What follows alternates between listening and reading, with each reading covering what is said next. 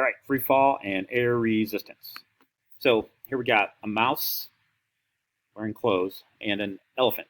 The elephant has a mass of 1,000 kilograms and the mouse has a mass of 1 kilogram. And if we take, and we're just going to use 10 as G, I hate to do that, but I'm going to do it to make math easy for us, for me and for you.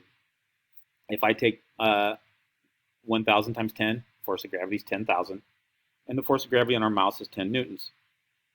So you can see by the arrows that this one's falling down with more force than this one.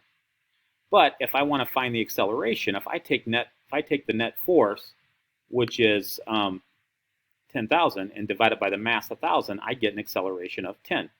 And if I do the same thing with my mouse, if I take 10 divided by 1, I get 10. So they're both falling with the same acceleration.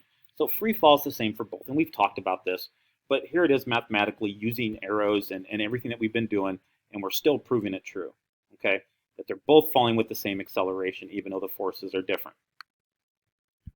So when we look at this, F divided by M when they're both big is the same as F divided by M when they're both small, okay? But the acceleration is going to be the same.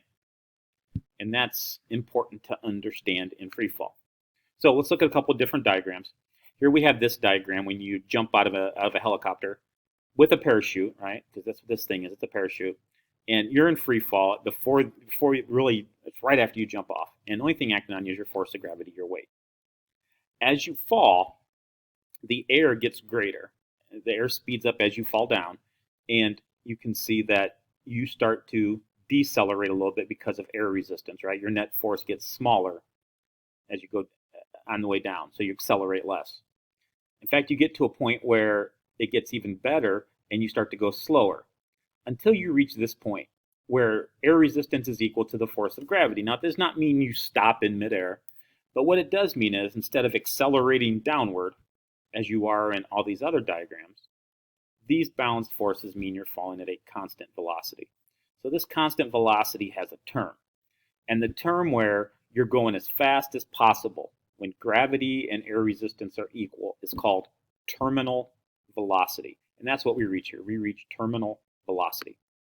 So the idea of a parachute is to reach terminal velocity so that our velocity is really slow so that we can land and touch the ground. Because if our terminal velocity is 1,000 meters per second when we're falling without a parachute, we hit the ground, it's not going to be smooth, right? Even though our velocity is constant.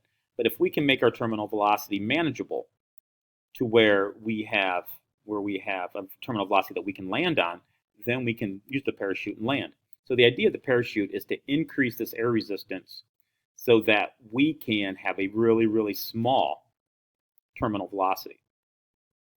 And that's why the parachute for somebody that's 150 kilograms is different than the parachute for somebody that's 100 kilograms. One parachute does not fit all.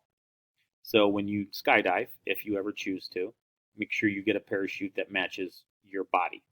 Otherwise, you might have unforeseen circumstances that will not be pleasant.